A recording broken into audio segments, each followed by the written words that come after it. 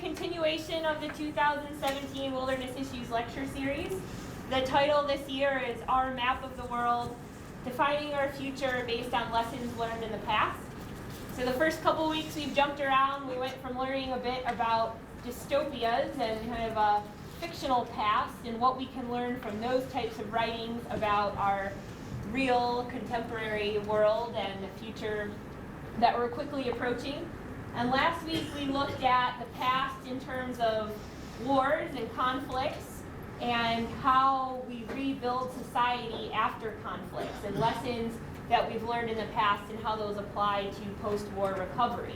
And one of the statistics that the speaker threw out there was over half the conflicts that we see happen in our contemporary culture tend to be based off of a prior conflict. So most wars that we see start are actually restarts from prior earlier conflicts. So tonight we're going to shift slightly from a talk focused on the African continent to Eurasia and the highest mountain range in the world. Unlike some of the events that we're going to talk about during the lecture series, which some of us may not have even been alive for in the past, the event that we're going to focus on tonight is something that we probably all remember very clearly. And this is the earthquake that happened in Nepal in 2015. We can probably all recall photos and news that poured out across multiple social media channels as we watched the impact on the very local level of the 7.8 magnitude earthquake that occurred.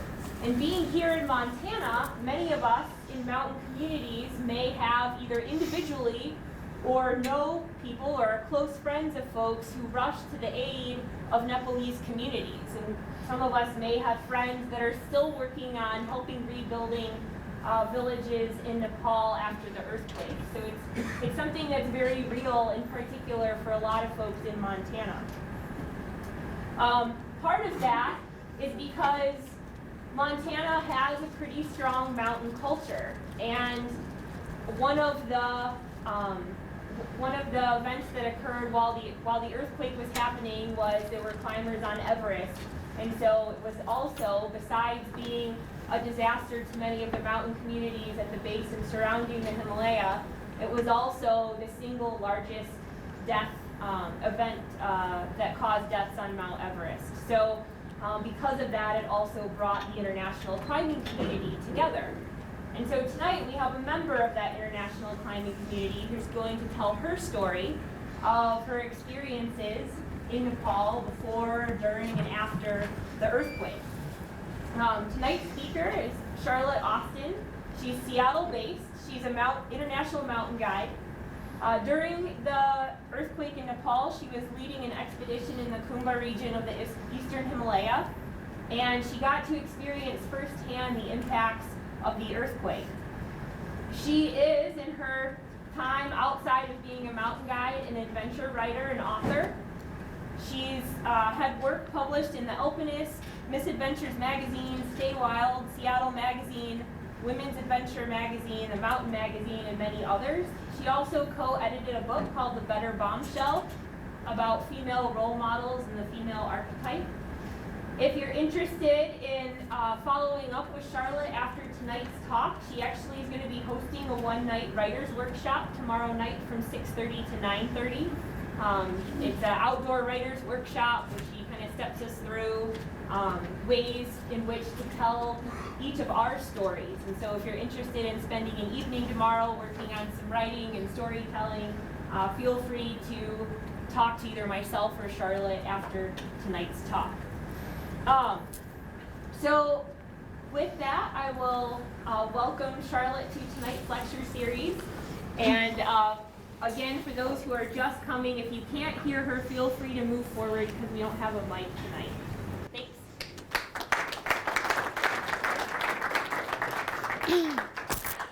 guys, can you hear me in the back? You raise your hand if you can't hear me. Thumbs up, thumbs down. Thanks. I was in Cody, Wyoming yesterday, and I flew back to Seattle last night, and then I drove out here today, and I got in here like a hot 36 minutes ago, so my voice is a little bit challenged. So please forgive me, and if you can't hear me in the back, please just give me a big wave, okay? And I'll do my best to project nice and loudly. It's such a pleasure to be here and as part of this lecture series. So I'm going to tell you guys about this trip I took to Nepal in 2015, and it's kind of a three-part experience. My time there, it was my 12th expedition into the Himalayas as a mountain guide, and it kind of fell into a three-part trip. So I'm going to tell you guys a little bit about each one of those parts. And this is about the first part. Maybe.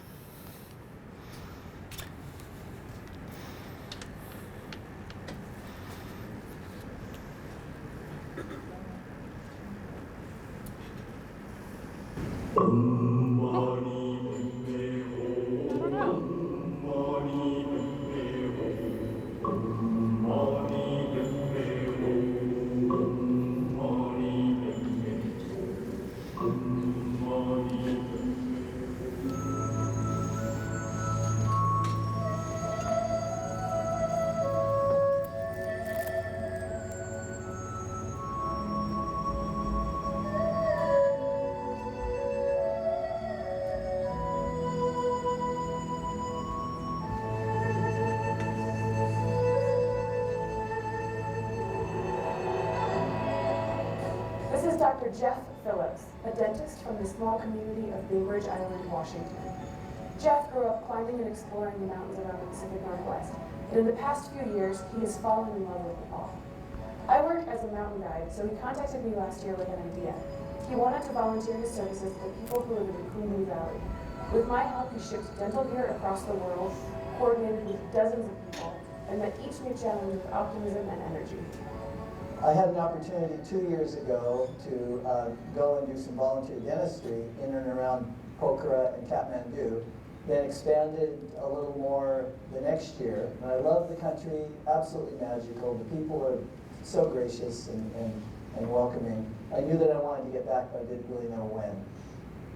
So we decided to go to Khumjung, and we did this after the 2014 avalanche, which killed 16 Sherpas while they're preparing for their Western clients. We decided to focus on supporting the Sherpa community in Khumjung, inviting smaller Sherpa villages on different days to come to our clinic, which was in the first Hillary School that Edmund Hillary sponsored after his 1953 first summit of Everest. The journey to Khumjung is a journey of several modes of transportation. The first bit is flying from Kathmandu, taking a 40-minute flight to Lukla, which is the renowned world's most dangerous airport, landing uphill and beginning our trek at about 9,000 feet. The trek from Lukla to Namche is certainly a distance of maybe 20 miles, but during that, you're acclimatizing. So to go fast isn't necessarily a goal at all, rather just keeping pace, getting in the rhythm of the trek, really admiring the amazing geography that you're traveling through. It was just Charlotte and I going up to set up the dental camp. Charlotte came up, seeing that everything was in order, and then she went back down to pick up Nick, our cameraman, and Ivan, my friend who had assisted me in previous dental trips.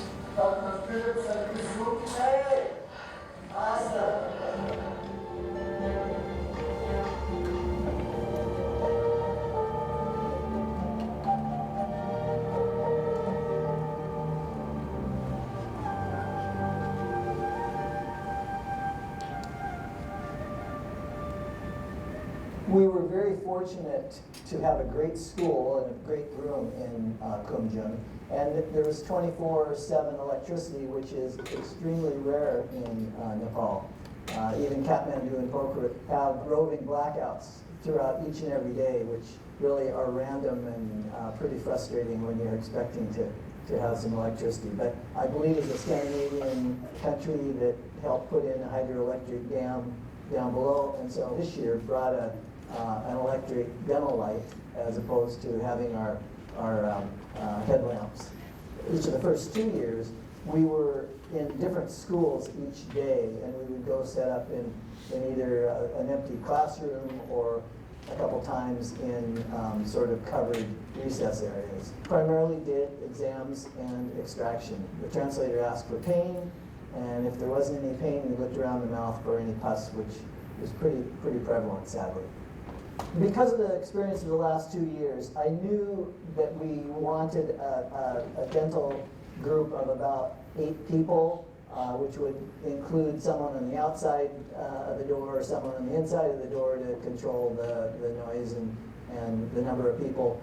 The third-year dental student was Nima Sherpa, who grew up in Kumjung and was just marvelous. He's so no, he doesn't love, maybe it's against. She got the flavor of what we were doing to her village. She really enjoyed the flavor of the volunteerism, and I suspect she would be a great ally in the future. 17 and 32.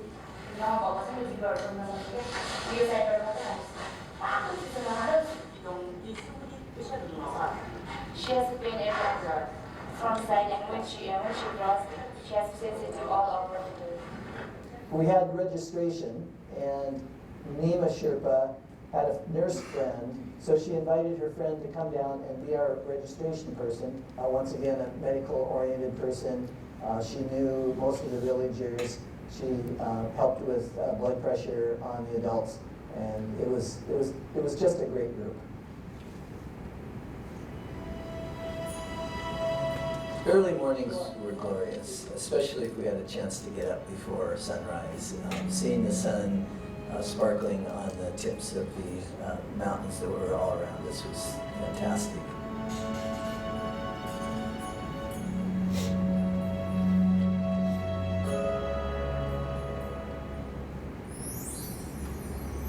This is Kanchi Sherpa, who lost her husband, Chiring Sherpa, in the 2014 avalanche. Kanchi Sherpa, along with her 2 children, live in her sister's house. The house is very basic. For heat, they're burning yak dung, which has been dried on the rocks in the sun and then stored for the winter. Supporting Kanchi and her 2 children was really the reason we were there, as well as helping other people of the Sherpa community.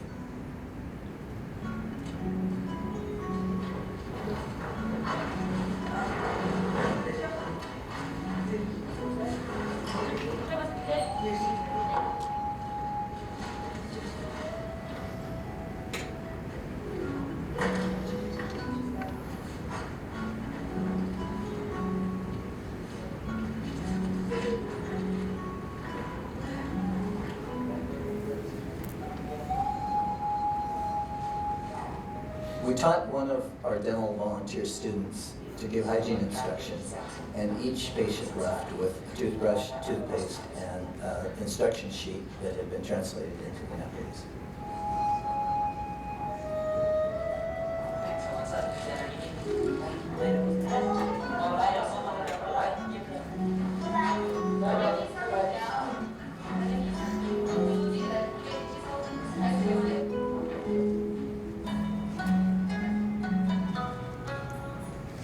The first year, we were in a remote village, very high up, where there weren't any gas stoves. So the ladies put 3 slender vertical rocks together and got a wood fire on the ground, and lo and behold, the sterilizer was steaming off for the 15 minutes. So very primitive, but we were sure that we got the job done.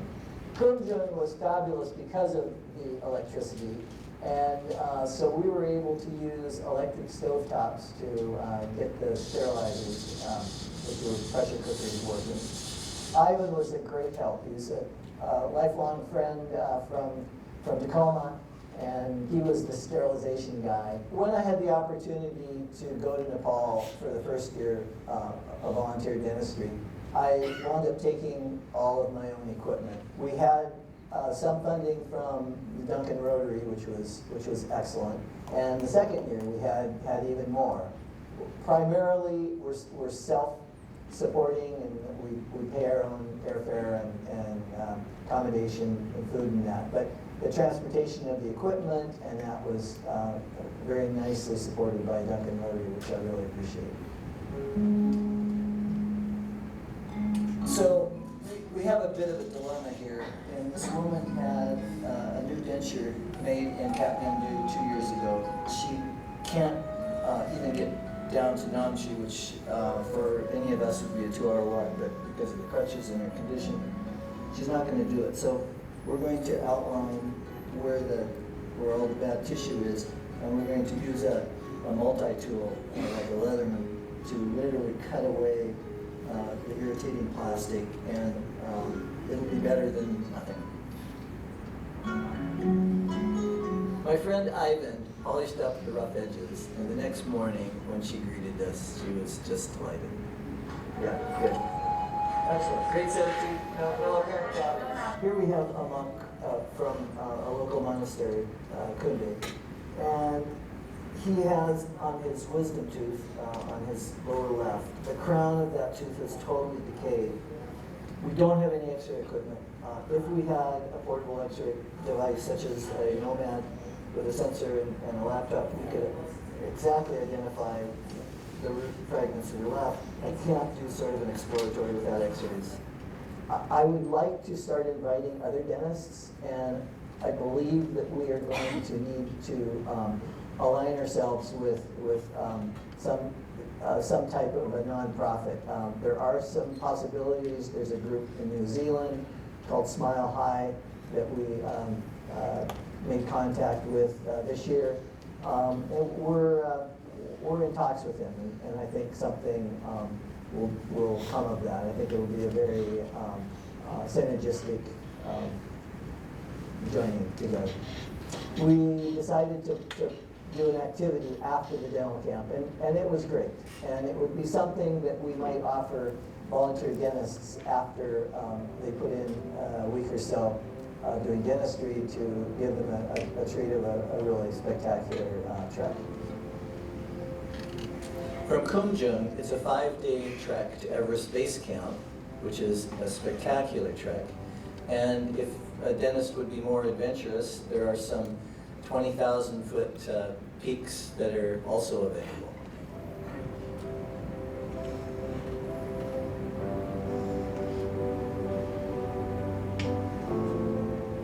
The country is so magical. It's so beautiful. The people are so kind. It's a seemingly very safe environment. Buddhist culture is so gentle and kind. There's an incredible need in Nepal for dentistry. There's nearly 30 million people in Nepal, and there are 500 dentists.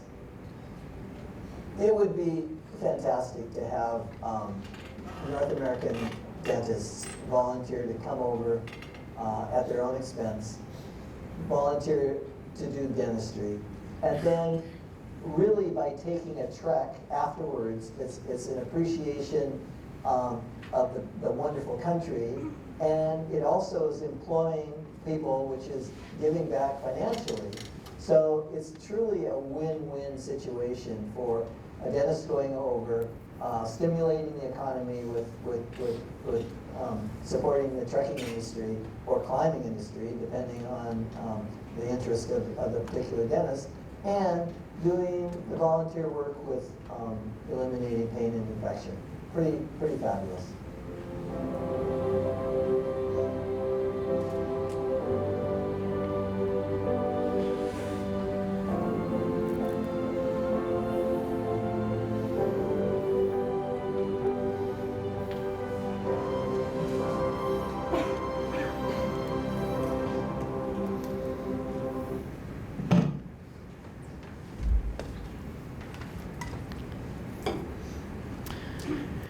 So that was the first part of my trip in 2015. Whew. So let's back up a little bit.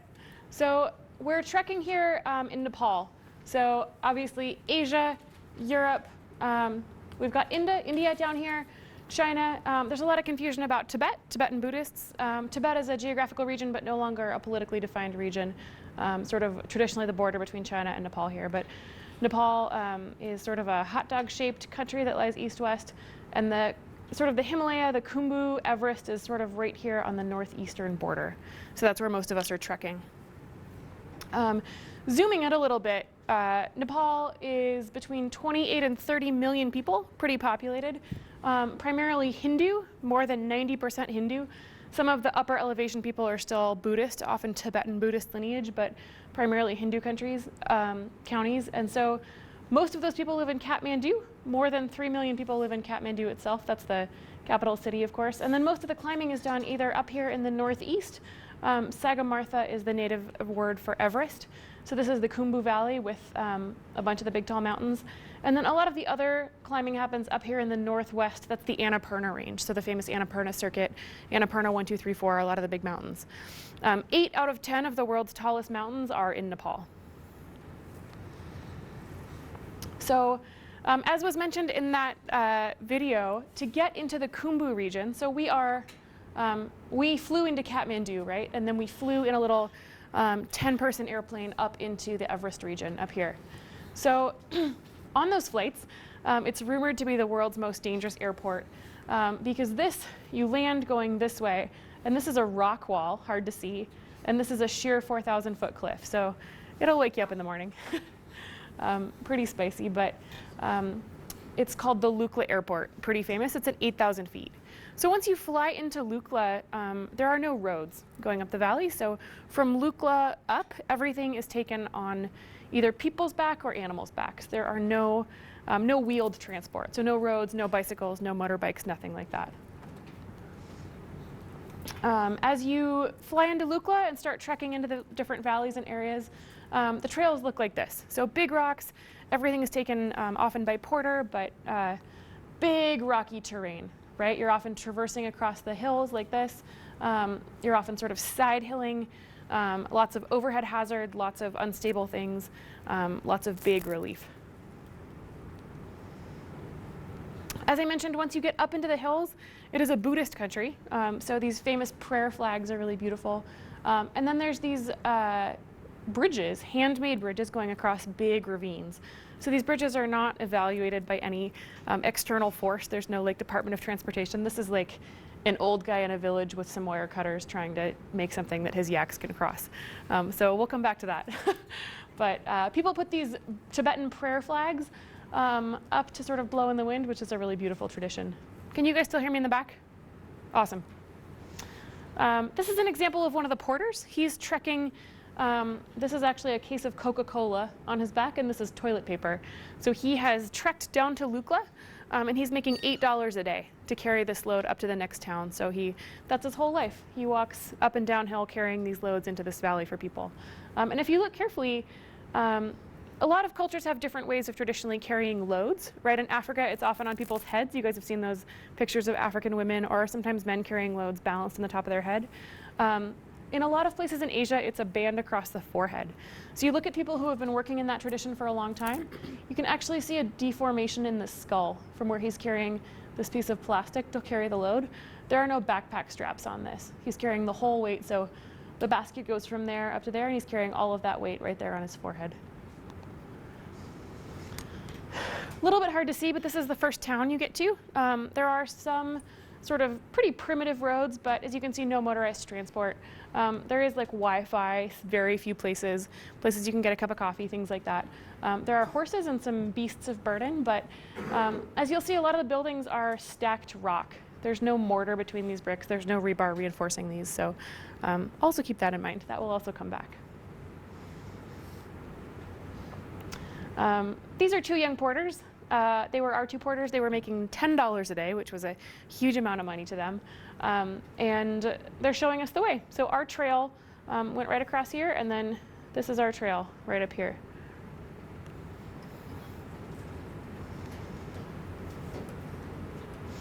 One of the things about Nepal that is really hard to conceptualize is 80% of the population of Nepal lives on less than $1 a day. 75% of people have never tasted alcohol. Less than 10% of people will go to a formal school, right? So the average family size group is between 9 and 11. So this building right here might house a multi-generational family, so 3 or 4 generations. As you can see, this is handmade. There's just a corrugated metal for roof, reinforced with a tarp, and then some kind of a hand-woven siding. And it really kind of brings home how different that lifestyle is, I think, when you start to look at the way people live. The average family is spending less than $50 US a year on medical care. More than 90% of people have never seen dentists. You heard that dentist in the movie say that there's 30 million people and less than 500 dentists, right? So there are more than 500 dentists in Missoula, Montana. I Googled that in my way in. Primary food sustenance groups. It is a primarily Buddhist population up in the high altitude. So can you guys hear me okay? I'm trying, sorry. Not a ton of meat. There's a little bit of chicken, a very rare beef, but a lot of rice and lentils, and then a lot of subsistence farming. So little plots of onions, leafy greens, garlic, vegetables like that.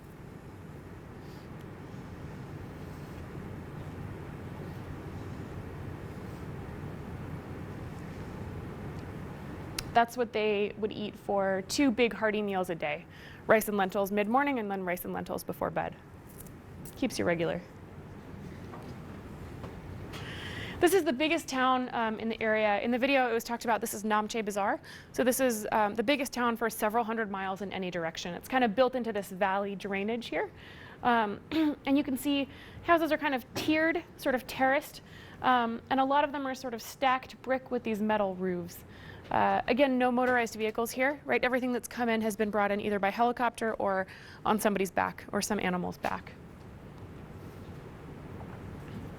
And then everywhere you go are what are called mani walls. So these are hand-carved stones with a Tibetan Buddhist offering.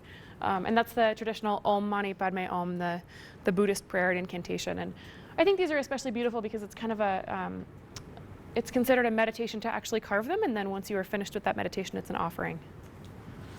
Sort of a gift to future generations.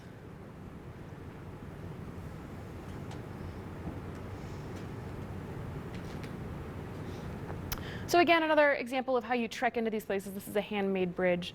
Lots of friendly stray dogs. It's between 10 and 20 miles per town, generally speaking. Wood is pretty rare. But you're not burning firewood because you're up in the Alpine. The average population that lives up in these valleys is over 12,000 feet, so you're not going to find ample firewood to burn the way you might in the Northwest or the Inland West, something like that. They're burning dried yak dung. So wood is preserved for things like this for construction. This is a school. This is one of many schools that Sir Edmund Hillary and his cohorts founded between the mid and the end of the 20th century. Again, sort of terraced landscaping here, bricks holding up sort of dirt, and then individual classrooms right here.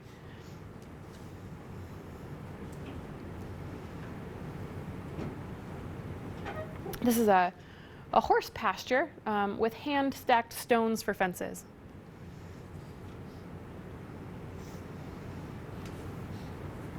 So let's zoom out a little bit and get our bearings. So we're flying, Kathmandu is like by the door over there, and we're flying by a plane to Lukla right here, 2,800 meters, roughly 7,000 feet. And then with that team of dentists in 2015, we trekked 2 days to Namche Bazaar. That's that big city with the terraced landscaping. And from Namche Bazaar, we trekked up into, let's see, Kumjong right here. And that's where the dental camp was. So that's sort of the first part of this story, is trekking into that dental camp. And this is the town of Kumjong. Really strikingly beautiful. Can you see okay? Really strikingly beautiful place. This is a school right here, these buildings here, and this is sort of the school pasture and place where they might play their soccer, etc. This is the temple right here, and then this is a wall of those carved stones. And these are farming fields, and this is the town. This is a sacred mountain that's not commonly climbed. When you enter into a town or a municipality in Nepal, you often have sort of a demarcation of sort of a new community. Often looks like this. And dentistry is not my personal passion. These were my clients for the trip that you met in that video, but it was a really striking experience because dental problems have increased by several orders of magnitude in the last 30 years. And if you look globally at worldwide trends, dental problems in indigenous cultures are very much correlated to Western tourism. Why? Sugar, yeah. You go see kids that by our standards are struggling, and what do you want to do? Give them a candy bar, right? Make them feel better. So pretty incredible. There's no fluoride. These people are not brushing their teeth. They're not taught to do things like that. And actually, once you start looking into the details of this, it becomes really interesting. Fluoride and fluoridated toothpaste can be a poison if consumed in any sort of great amount. So it has to be a controlled substance and distributed among communities really carefully.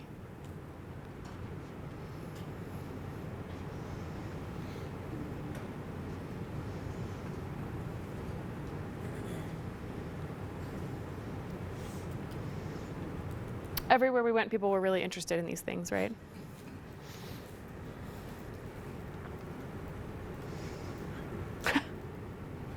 They all have these really red, pink, sort of wind-swept cheeks. It's pretty cool to see. One of the things that was particularly nice about this nonprofit that I was working with in 2015 was that something they didn't mention in the video is that they're training Nepalese and particularly Sherpa dentists and dental hygienists. So particularly after the earthquake and looking back in retrospect, there's even more of an emphasis on that. But training local practitioners who can then train more local practitioners has been a really big part of their work. He couldn't do real extensive work. Sorry? He was pretty limited what he could do. Sure. So the question was it pretty limited? It was a lot of extractions, right? A lot of sort of two polarized fields of treatment. One was preventative and educational, right? So going into the schools and the classrooms and distributing toothbrushes, toothpaste, and just information about how to brush and floss. And then it was a fair amount of extractions, right? So they're not taking in anesthesia, they're not taking in antibiotics, but you know, you walk into a community and people come in and they have literally just pain and infection. So it's a lot of nonprofits, particularly dental and medical nonprofits in third worlds, are tied to broader causes, often a religion or sort of a proselytizing belief. This particular one was not. They were just there to, you know, meet people who were in pain and make that pain go away. So hardy people for sure, though. You know, extractions without anesthesia, without antibiotics. Are there any dentists tonight? No. That's pretty real. Yeah.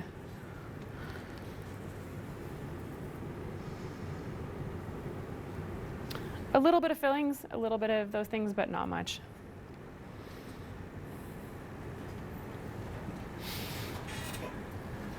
So as was mentioned in the video a little bit, there was a pretty substantial earthquake and icefall incident on Everest in 2014. 17 Sherpas were killed in that incident in April 2014. And these are several family members of the Sherpas who were working on the mountain when that happened. So a big motivation of the dental team that I went with was to go treat their families.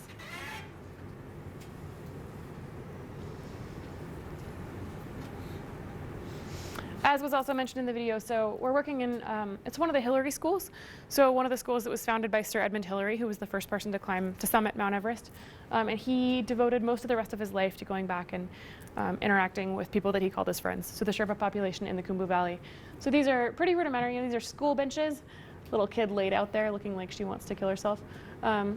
School benches. And then it was pretty fun to go in and see what these kids are learning, right? You can see how they're learning English. With their cartoons on the wall, things like that.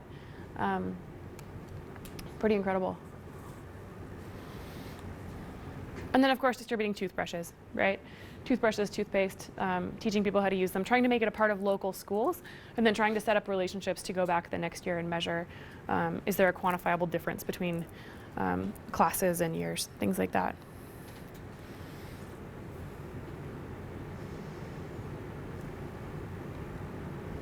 So that was part one of our expedition in April 2015. So as we talked about, so we're here in Lukla. We trekked 2 days up to Namche Bazaar and then one more day up to Kumjang. From there, our group had another objective, which was we had been in Kumjang and we were acclimatized. So we had spent 2 weeks over 14,000 feet. And from there, my team had hired me to take them up a mountain called Island Peak, so 21,000 feet tall. And so from there, we walked up this way to Dingboche, Chukong, and then we went to climb Island Peak. So 5,100 meters. It's less than 5 miles as the crow flies from Everest. So this is Everest up here. Everest is here. So southeast from Everest. But these are river drainage valleys. So the trek to get to Everest Base Camp, you hike up this way to Dingboche, and then you take this drainage up to Everest. So your group was the dentists and support for the dentists? Yes, sir. So our group was the team of dentists who were then choosing to climb afterwards. Yeah. So we trekked up the valley. Again, these are steep hills, often side cutting, really sort of loose, unsecured, big rock, big boulder, big terrain. And one of the amazing things about climbing in the Himalayas is, I think in the continental United States, the lower 48, you're used to approaching a mountain you're going to climb and it's big and towering on the horizon. You know, the Himalayas, you get there and you're used to looking up at a mountain and it's like a whole different order of magnitude, right? Like you walk up to it and you're like, oh shit, I have to climb that thing. So pretty cool to be operating among the giants in that kind of terrain. So we trekked up, we're sort of weaving our way up around this stuff. And as a mountain guide, I'm looking at things like this above us, right? I'm always looking for overhead hazards, subjective risk, things like that. So even before being aware of geologic instability, I'm thinking, okay, this is a path that goes underneath some overhanging hazard. So the mountain we climbed is called Imjitse, also known as Island Peak, and it's named for this lake right here, which is a glacial fjord held in place by a dam, basically a glacial rock dam. So we climbed it up this big, pretty ridge. I cried at the summit. I always do, every single mountain. I'm not sure how this picture is in here. This is my stuffed hippo. And we turned around and started walking back down. So we summited this mountain at 12:20 on April 24th. And so we were back down at our base camp before dark. So we were back down at between 16 and 17,000 feet before dark on April 24th.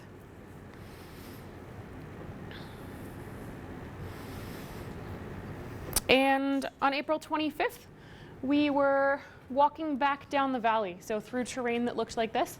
And our route was side-cutting terrain pretty similar to this. So between 30 and 40 degree sort of slopes, I would say. We were on a trail, but it was very loose. And we were, let's go back a little bit. So we have climbed this mountain and we're walking back to Chukong. Population of Chukong is 16 people. So not like a bustling metropolis.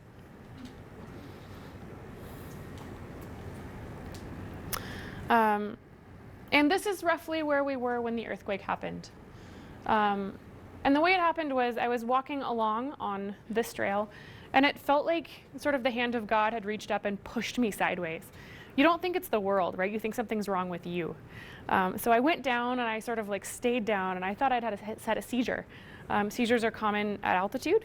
Your brain swells in the contained cavity of your brain. So I've never had a seizure, but that's what my training had led me to think was most probable. And I sort of like did my systems check, and I was like, no, I think I'm okay. And I looked up, and I was like, oh, it's not me. The ground is moving. And I watched the ground. It was rolling like water, the way you would see waves out on the ocean roll. The whole hillside was rolling that way. Magnitude 7.8. Some estimates vary up to 8.1, but somewhere in there. Later, we would find out that the casualties were approaching 10,000 people, approaching 30,000 injured. And there's a correlation. One of the things that people don't know is there's a correlation between magnitude and duration. So the initial earthquake here lasted more than 60 seconds, right? So it was long enough for me to be knocked over, do my systems check, sort of think through it, look up, realize what was happening. I stood up, and I actually started to get motion sick. As crazy as that sounds, it went on for long enough that I started to get like car sick almost. So I've got a couple more slides here of sort of what we found as we made our way back down the valley. As we progressed back down from Chukong through several of those villages and then back down to Lukla, we were the first responders in a lot of different places. So we saw a whole variety of things. And we gave aid where we could and took care of ourselves as best we could. So I'm going to read you guys a little paragraph I wrote that's been published in a magazine called The Alpinist that was published the week after I got back, as I show you some of these pictures. And some of these pictures happened, so this, for example, is in Chukong. This is the first house we got to. When the earthquake happened, we were out in the field, and this is the first house that we actually got to as we were walking back down. So as you can see, these are sort of rock construction, and there's no mortar here. These are stacked hand-carved rocks. So if you start to extrapolate that to the scale of villages full of thousands of people, or a place like Kathmandu, where there are 30 million people, you start to think about what it means to have buildings like this constructed with, for example, no rebar between bricks.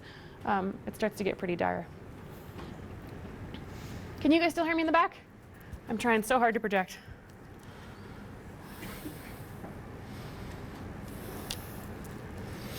At noon on April 25th, 2015, I was walking with my client on a rocky trail in the valley between the Nepali villages of Chukong and Dingboche. The air smelled of wood smoke and juniper. A handful of shaggy yaks grazed in the distance. There was no wind. The ground shook without warning. I lurched sideways. Rocks the size of pickup trucks crashed down the valley walls to our left and right, bouncing like rubber balls before shattering into splinters. I watched, holding my breath, and braced to run. Mingma Sherpa, my co-guide and climbing partner, was still at the base camp of Island Peak. Images of the sharp scree fields above his tent flashed in my mind. Eventually, the earth was still. My client and I stood shoulder to shoulder, watching yaks in the distance struggle to their feet. I could hear him panting through his soft-shell jacket. "Say a prayer for our friends in the mountains," I told him, my voice low from the cold, dry air and from a virus I'd been fighting for weeks. "I don't know what happened up there, but I know enough to be afraid." We kept walking skittishly, keeping our eyes on the steep rock walls above. When we reached Dingboche, we saw the damage immediately. Rocks that had been stacked into fences were strewn across the path. Families clustered in fields as far as possible from anything that might fall. A cloud lay dying, covered in a blanket, her calf standing helplessly nearby. I asked the owner of a small lodge whether I might use her phone, and she silently showed me a handful of broken pieces still attached to the cord. As we continued through the small village, some houses appeared to be unharmed. Others were torn open with gaping holes, exposing kitchens and bedrooms covered in debris. Ominous fissures snaked across walls.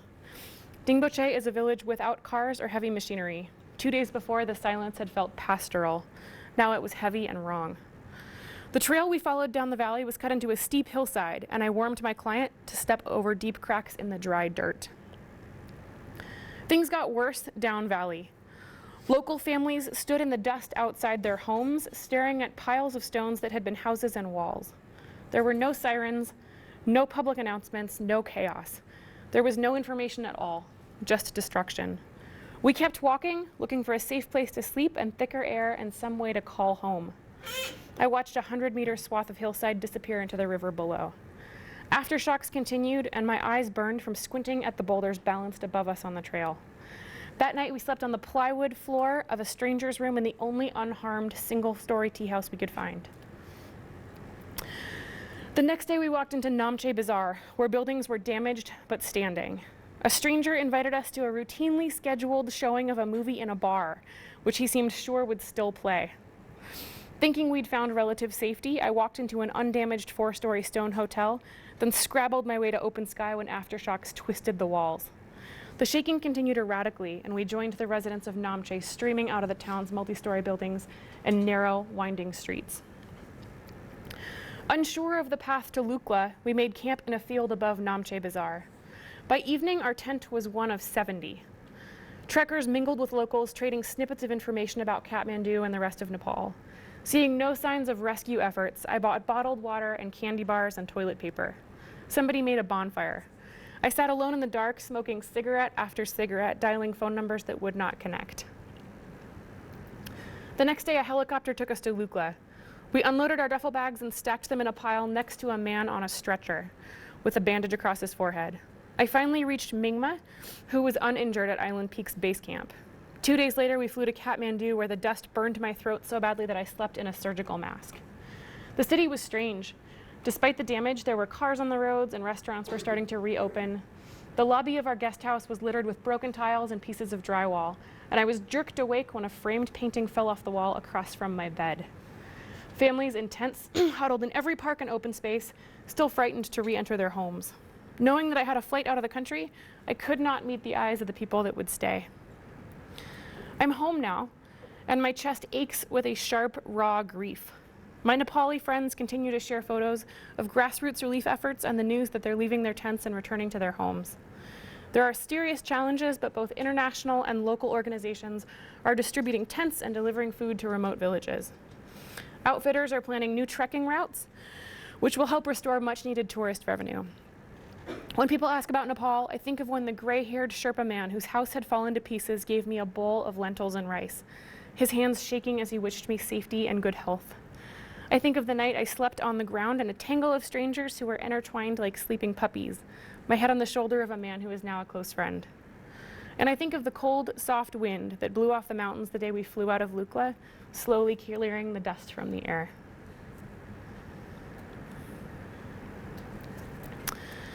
Whew. So we made it out. It took us 10 days to get out of the valley. And the first time I washed my hands in that 10 days was when I got on the plane in Kathmandu to fly home. I lost 20 pounds in a week, and my whole team got out safely. We were really lucky. Yeah, we were really, really lucky. So when I got back, one of the things I really struggled with was, how do I help? I had survivor's guilt, right? I had really close friends. It was my more than 10th time. It was my dozenth time working in the Himalayas. And I had close friends who were Sherpas and whose houses had fallen down. And so I struggled a lot with how to help. And so I sent money and I sent aid, and I've been back since. And there certainly is reconstruction. But one of the things that I think is really fascinating, particularly in the theme of this lecture, is the construction is not being supervised, right? These houses are being built in the same way. Trekkers are going in and expecting the same thing. So those are all the slides I have. I would love to do a question and answer if you guys have thoughts. But I also want to be respectful of people's time. We're getting close to 8 p.m. here. So thank you so much for listening. And I would love to have a conversation with you guys if you want to stay. But I also know that it's Valentine's Day. So thank you so much and happy Valentine's Day.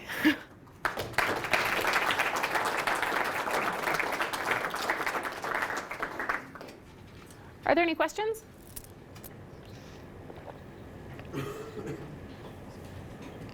How did you get out of Kathmandu? I thought the airport was closed for several days. Right. So the question is, how did we get out of Kathmandu? The Kathmandu International Airport was shut down for several days because there were aftershocks happening every 60 to 90 minutes, and they didn't know about the integrity of the actual runway itself. The ground traffic control tower was down, things like that. We didn't know until we actually got on the plane whether we were going to get out. We spent a couple days sleeping in the parking lot at the airport, waiting to get on a plane. The first 100 planes were aid, basically. So we, by the skin of our teeth and a really good travel agent, I think is the answer of how we got out. But we were not in the first 1,000 planes to get out. Yeah, so, yes? So a friend of mine was an 18-year experienced Hindu guide. This year gave it up. Yeah.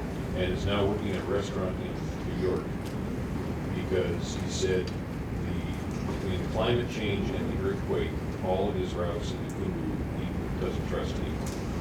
He has bailed on the business at the height of his career. Yeah. What's your assessment of how reliable the traditional routes have become? Sure. So the question is, what's your name? Rob Cheney. Rob said that he has a friend who's an experienced, is he a Sherpa? An experienced Sherpa guide in the Khumbu who has gotten out of the business after almost 20 years. And how do I assess risk and things like that? So as I was thinking about this talk and sort of what conclusions to draw, I was hoping there would be some conversation afterwards, because it's a hard thing to say, to tie a little bow on and say, here's the lesson moving forward. One of the big lessons for me is I think we externalize risk assessment a lot. As a mountain guide, I work in the mountains about 200 days a year. So if I have a 1% chance of dying on any given day, I'm going to die twice a year. That's totally unacceptable, right? If I have a 1 in 1,000 chance of dying, I'm going to die once every 5 years. Also totally unacceptable. And statistically, so my home mountain is Mount Rainier, outside of Seattle. Statistically, it has been proven over and over that the most dangerous part of climbing Mount Rainier for me is driving to and from the mountain. So certainly that's not true on a place like Everest. Climbing Everest with the goal of summiting does have a 1% fatality rate. And I think that you have to look at that and decide whether that's worth it for you. One of the things about Sherpa guides is that they're paid certainly disproportionately to Western guides, Western climbers and guides. There's a really compelling statistic that the average Western Everest climber is wearing boots that cost more than what their Sherpas are paid, right? But flip side, if the average annual income for a family is a couple $100s and they're making $2,000 or $3,000 in the course of 6 weeks, that's a pretty personal thing. You have to decide what's worth it. So, I guess my concern is his point was that he does not trust his routes anymore. right. He said things like the Khumbu Ice Fall disaster in 2014, he expects to become a regular event. Yeah. Would you agree, or have you heard other assessments of how the actual terrain is holding together? Yeah. Walking through a place like the Khumbu Icefall, there's a known risk, right? You are walking in front of a loaded cannon, right? And it's just a matter of how much time you're going to spend in front of that cannon and whether it's going to go off while you're there. So the Khumbu Icefall is a known icefall. As long as Western climbers have been going through it, there have been chunks of rock hanging above you the size of shopping malls, right? And they fall. They have fallen for thousands of years, and they are going to continue to fall. I think one of the things that isn't talked about in events like the 2014 Icefall, excuse me, 17 Sherpas were killed. They were walking through the Icefall between Base Camp and Camp 1 on Mount Everest, and what they were doing was they were hauling loads for Western climbers. So Western climbers came in and they paid Sherpas to assume that risk, right? And I can't speak to, I believe in climate change, certainly. I think that the micro sampling of a couple of years, even the time we've had on Everest, so it's been tracked for, let's be generous, 60, 70 years. I think that's a little bit small to extrapolate. There's a lot of factors at play in glacial ice and glacier formation. But I think there's a very, very multi-layered and multifaceted conversation about what it means that Westerners are coming in and paying Sherpas to walk in front of that cannon while carrying like their Amazon Kindle Fires up to Camp 1. So I know I'm not answering your question head on, but yeah, there certainly have been a lot of fatalities. Yeah. Yes? I know you're a guide, not a dentist, but the picture of that little boy that had most of his teeth rotted away. Sure. What would they do there? Extract them all and then he'd spend the rest of his life without teeth? Right, so he was probably still in his pediatric set of teeth, hopefully. Hopefully, yeah. Dental infections can kill you. They're very painful and they're absolutely an immediate life threat. So I think the theory is if you have decay to that extent, you are safer to extract it and then go with dentures, something like that, than you are to, but again, I'm not a dentist. So yeah, certainly the hope is to meet those populations before they get their adult set of teeth and be teaching them good things. So traditionally, pre-sugar in places like this, decay was very rare. A diet of rice and lentils, you certainly don't get that kind of widespread decay. You get the occasional cavity, but not that kind of widespread systemic decay. Yeah. In the theme of the course, lessons for going forward, is there any sort of education effort for Western and other visitors to not give these people sugar? No, it's me right here. That's what I'm doing right here. So yes, there's not, and there's no handbook on how, Western tourists should interact with young brown-skinned people. There is no life handbook for that, but it's a huge factor, I think, and certainly there's like more of a dialogue around it, and people are bringing pencils and coloring books and things like that instead. But A whole lot of people are, the number one vendor in the country of Nepal is Coca-Cola. So, yeah. So it's not just visitors. No, it's not. But it's in these remote areas it is. So, yeah. Other questions? I saw one. Did you have a question? Yeah. Yeah. Absolutely. So the question is, what lessons did I learn and what lessons do I think need to be learned?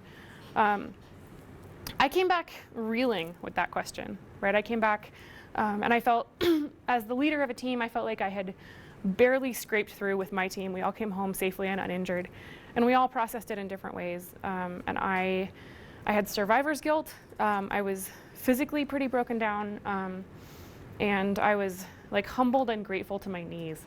I was able to like get out my debit card and book a flight home, and that was. I consider myself a relatively self-aware, thoughtful person. I've traveled a lot in third world countries over the last decade, and it had never been driven home to me in this way. There is no aid coming to places like this, right? There are no roads. They're not just holding on until the Red Cross comes. When I got back to Kathmandu, I'm a certified EMT, so I'm qualified to do things like suture, staple, start IVs. And I walked into the American Red Cross that had landed in Kathmandu, and I said, I have 36 hours. I will do anything that you can help, that will help you. And they said, we don't even know what to ask you to do. We're not even organized. And I said, I will sweep the floors. I'll take out the trash. I will boil water to make it potable. And they said, go away. We don't even know how to utilize that. So I think, it's hard.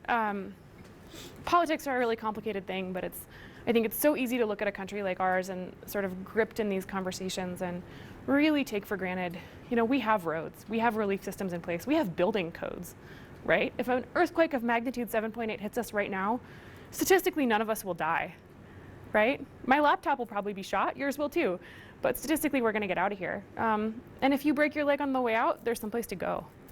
So I think a really, really profound sense of gratitude is what I came away with. And yeah, I think it's so easy to nitpick our systems, right? And I think I think it only takes one brush with something like this to say there are certainly issues with all systems, but hot damn, what if there are none? So that's certainly a very involved conversation, but that's the short answer. So yeah, I saw one back here. Yep. What kinds of local community responses were you seeing? Since they didn't, obviously didn't have any outside help, what were they doing to respond to that? Yeah, thank you. So the question was, what were the community responses? If there was no outside help, what were the community responses? One of the things that was really, really complicated about this situation is this country does not operate by spring, summer, winter, fall. The spring and the fall are the dry seasons, and the summer is the monsoon, right? So they get 90% of their precipitation between May and September. And this happened on April 25th, so going into the big storm season. So you'd have, places like this, for example, and this is one of the homes. This is after the first earthquake, so nothing to do with any of the aftershocks, but this isn't watertight, and there might be 15, 20 people living in a home like this. So what are they going to do, excuse me, to weather the storm that's going to come next week, right? How can they offer up this structure to be a safe haven for their community members who may have lost a family, or may have broken bones, or may have really serious things like this? And it's almost impossible for somebody who's grown up in a Western culture to really conceptualize. If you or I break our femurs, it's a matter of holding on until we can get to help, right? These people are never going to get to help, right? The nearest hospital is 100 miles away, and they're making $3 a day, right? So a lot of community helping each other, a lot of sort of reverting. These are already sustenance farmers, already sustenance living hand to mouth, growing a lot of their own food. Small livestock, gardens, things like that, but a lot of helping each other, just an incredible amount of generosity. Certainly an interlinking there to the Buddhist philosophies, and yeah, just a real sense of stewardship. So, and when I sent aid, my initial instinct was to send money, right? That was like, it's the easy thing to do. It's what we want to do. There's a 55% import tax on charitable donations into Nepal. That is, I have some strong language to say what I think about that. But you know, there are 120 active political parties in the country of Nepal, so it's not like there's a powerful government looking to get these aid to these places. So things got really basic and really simple. People were like hanging tarps over the holes in their houses and taking care of their neighbors and doing what they could. So, yeah. Did I answer your question? I don't know if yeah. Cool. I saw one more back here. Yeah. The current state of the trekking and tourist industry and sure. What they do today and looking forward to interesting. Yeah, absolutely. So the question is, what's the current state of the trekking and climbing industry in Nepal, and what would it be like if you were interested in going? It's there. Certainly it's still there. And if you went into Kathmandu, you may not know, which is really interesting. I think it's, so largely speaking, those industries have bounced back. I've heard statistics like 70–80% bounced back.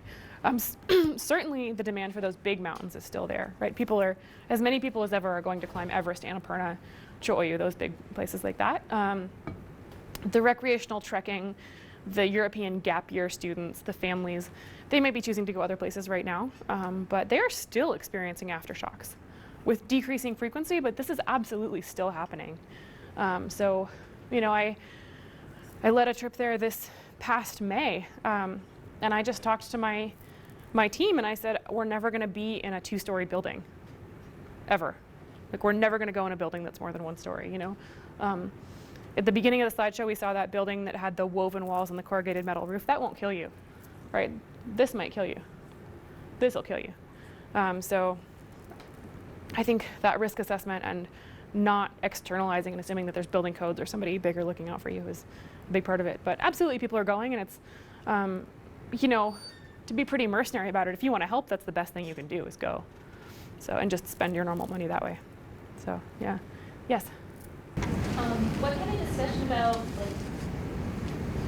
planning for future events like natural disasters like this and like different styles of structures, I guess, or anything like that is going on?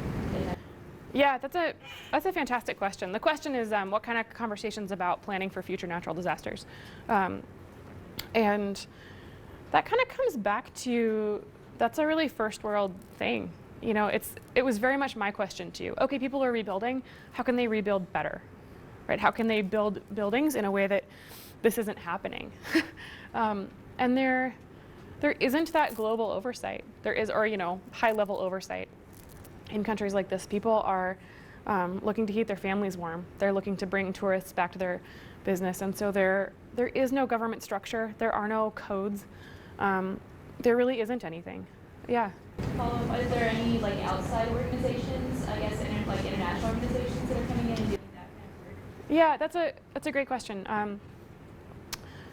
There's a lot. You know, if you look at the statistics of how aid comes in after a big natural disaster, or a war or a famine, a big crisis event like this, you know, they're called charismatic losses of life. That's the term in relief communities, which is a terrible term, but accurate. This is really easy to donate $100 to, right? All of my friends and family reached out to me after I got back, and you know, thousands of people, not thousands, you know, many people donated thousands of dollars and said, send this to people that you think need it. But arguably, it's as or more important now. And how can you sort of encourage people who are rebuilding this with no governing body who's in, you know, talking about studies or how to take local materials and local talents and build them in a more safe, sustainable way? Those conversations just don't happen at the third world level. So it's the developing country level. So it's certainly something to chew on and think about as, you know, as these tsunamis or wars or famines or disease outbreaks or natural disasters happen. There's this, you know, classically like massive influx of aid that's usually kind of a Trojan horse for some corruption too. And, you know, when I was sending aid, I was really careful not to send more than $100 to any one family. You know, I don't think that the way forward is to send 10 times your annual income to one family, right? If somebody writes you a check for $2 million, like, it'd be great, but it's like not necessarily the way to normalcy, right? yeah, it's a complicated thing, but it's a great question. So, yeah. Other questions? Yes? I had a professor last semester who was in Nepal right before the earthquake happened, and he was working on a project to build better homes, and they had just completed a house where they filled like sandbags and made like a sandbag structure with like drywall on the inside, and it was basically a house. Awesome. And they finished it right before the earthquake happened, and it survived. Yeah. Didn't collapse. There was just minimal cosmetic damage. That's fantastic. Yeah, I'm so glad to hear that. And I know there are nonprofits working to bring in construction efforts like sandbags or straw, things like that. It's not super widespread, and you know, this is a really classic image that this has actually been published a lot of times because this is not how brickwork happens in a place like the U.S., right? If you've ever worked with brick in the U.S. or any developed country, brick is reinforced with rebar, so big pieces of metal, and there's grout. This is literally stacked rocks in the shape of a wall, painted on the inside and like, I don't know, dusted off on the outside. So certainly those small innovations like, you know, buildings made out of sandbags, things like that are really important. So, yeah, other questions? Yes? I think it's clear how tourism is kind of helping the community rebuild. Absolutely. But it doesn't seem like it's bringing in sort of the right change. It seems like it's kind of touch and go and kind of like prompting, sort of a rebuilding of like, I don't know, it's almost like a gingerbread house or something. You know, it doesn't seem like it's really sturdy. It just seems like it's kind of, there to support the climbers when they're there and then they leave, and how, have you seen any other sort of, other than the tourist industry, kind of any other industries in Nepal kind of working on them, or is it really only primarily for the Himalaya? Right. So Nepal would be sort of on par with any of the other countries that you've never heard of, if it didn't have 8 of the 10 highest mountains in the world. That is why Nepal is this like charismatic spiritual place that's like really hot on Instagram, right? In a way that, pick a country in that area that you've never heard of. Like Laos is not this like charismatic thing.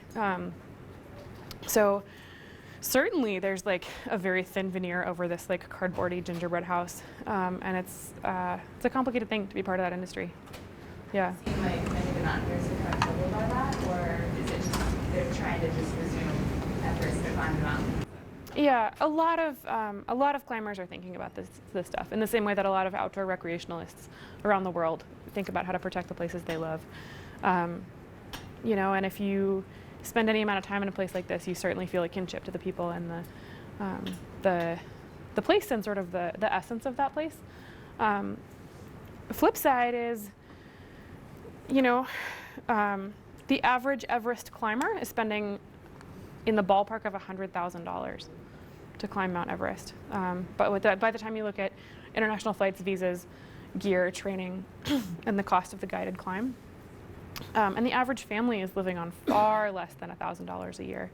So one of the things I found myself doing after the earthquake was giving away everything I had. Like, oh my God, my trekking pole is worth something that will send your child to school for the year. Like, how can I not give that to you? And it gets a little bit existential. There's a philosopher called Amartya Sen who says, if X amount of money saves a child's life, how can you sit with that fact and spend that money going out to dinner, right? And it's a balance. It's all a balance. It just depends on, what speaks to you and how you want to engage with communities like this and how you want to help, I think. So, yeah. Yes? How do you balance infrastructure advancement and improvement without damaging social and national health? Can you just say that one more time? Yeah. How do you balance infrastructure advancement and improvement in these communities without damaging social and cultural identity? Oh man, if I had that for you, this would be a much longer talk. Yeah, that's a great question. It's super on point. The question is, how do you increase infrastructure and access and basically globalization while maintaining, is that right? The cultural identity of these places. Carefully, I think is the answer, and with a lot of foresight. I think that when you if you're forced to sort of make summaries about events like this and our relationship with developing places, it's that you're meeting your immediate hand-to-mouth need, right? This was a very fatal, catastrophic incident because these houses were built to meet an immediate need.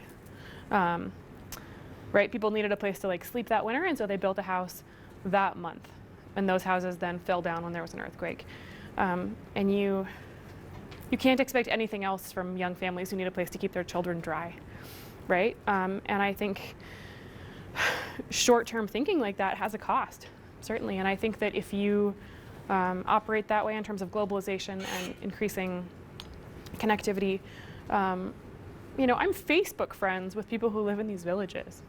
People who have never seen cars, I'm their Facebook friends, right? And they're posting photos of like, my yak had a baby today, or like this, or you know, that's mind-boggling to me. And how do I interact with the reality that, you know, if I post a photo, hey, I'm driving to Montana to talk to this cool community at the Wilderness Institute, and they see my car and they know that my car is worth, and I don't have a particularly nice car, but you know, they know that my car is worth more money than their entire family will make in the next 100 years. Like, how do you interact with those facts? Like, what's the next level way to sort of think about that? I don't have an answer for your question. Yeah, carefully and with foresight, I think is the answer. So, yeah. Other questions? Yeah. Has Western culture in these small villages been overall a benefit or has been a negative to these communities? Yeah, so the question is, has exposure to Western culture been a benefit or a drawback?